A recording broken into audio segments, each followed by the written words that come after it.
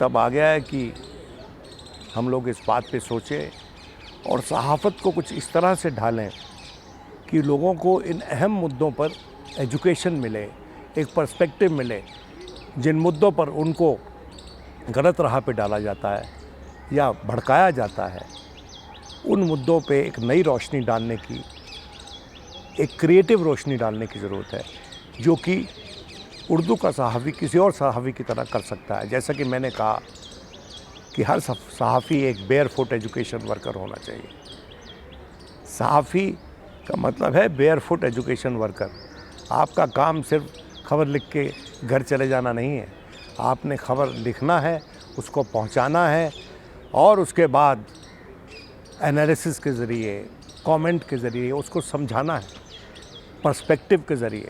तो इसलिए हर सहाफ़ी को आज़ाद साहब की तरह, मौलाना आज़ाद साहब की तरह पढ़ा लिखा होना चाहिए और अपने इरादों का मजबूत इंसान होना चाहिए। कितनी खूबसूरत बात है कि उर्दू का पहला अखबार एक नॉन मुस्लिम ने शुरू किया और वही हमारी खूबसूरती है, हमारे मुल्क की खूबसूरती है। उर्दू ज़ुबान सिर्फ मुसलमानों की ज़बान नहीं है, वो हर हिंदुस्तानी की ज़ुबान है। और आपका जो यूनिवर्सिटी है, मौलाना आज़ाद उर्दू यूनिवर्सिटी, जिनके नाम पर है, वो हमारे पहले तालीम मंत्री थे और वो अखबार भी निकाला करते थे। तो एजुकेशनिस्ट भी थे और जर्नलिस्ट भी थे। मेरा ये मानना है कि उर्दू सहाफ़त के लिए और किसी भी सहाफ़त के लिए सबसे बड़ा योगदान, सबसे बड़ा कंट्रीब्यूशन यही हो सकता है कि हर सहाफ़ी एक एजुकेशनिस्ट की तरह काम करे।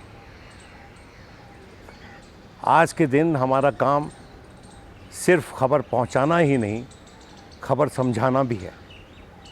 और मैं मुतमईन हूँ, आशा करता हूँ कि मौलाना आज़ाद यूनिवर्सिटी इस उद्देश्य में, इस ऑब्जेक्टिव में खरी उतरेगी।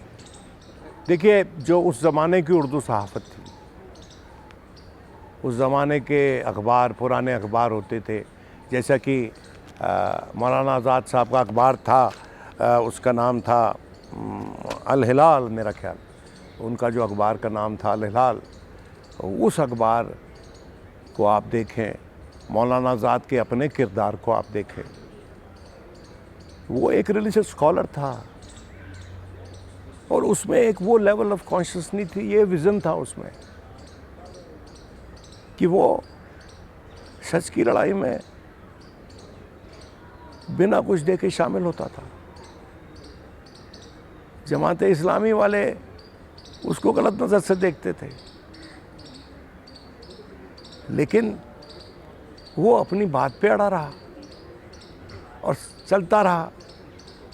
मौलाना आज़ाद का चेहरा भारत के चेहरे से कभी अलग नहीं हो सकता और सहाफ़त के चेहरे से भी अलग नहीं हो सकता और एजुकेशन के चेहरे से भी अलग नहीं हो सकता।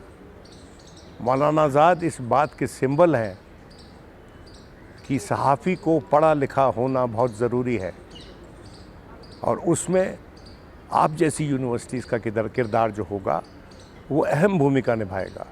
और हम अपेक्षा करते हैं, हम आशा ये करते हैं कि जर्नलिज़्म का जो स्टैंडर्ड है, उर्दू सहाफ़त का जो स्टैंडर्ड है, जो हाल ही के बरसों में बहुत गिरा है, उसको फिर उसी मुकाम पर पहुंचाया जाएगा जिस मुकाम से शुरुआत की थी उन लोगों ने जिन्होंने 19वीं सेंचुरी में पहले 2 अखबार 2 हिंदुओं ने शुरू किए उर्दू के, और उसके बाद मौलाना आज़ाद ने अपना अखबार शुरू किया। तो ये हमारी साझी विरासत है उर्दू। ये सिर्फ किसी मुसलमान की और किसी हिंदू की या किसी दानिशमंद आदमी की नहीं है, ये हर किसी की है। और बापू महात्मा गांधी तो इसको हिंदुस्तानी बोला करते थे। इसका सही नाम हिंदुस्तानी ही है हमारे देश में, हमारे मुल्क में।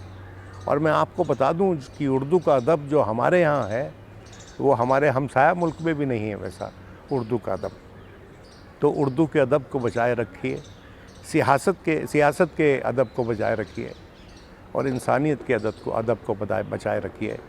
यही आपकी सबसे बड़ी कंट्रीब्यूशन।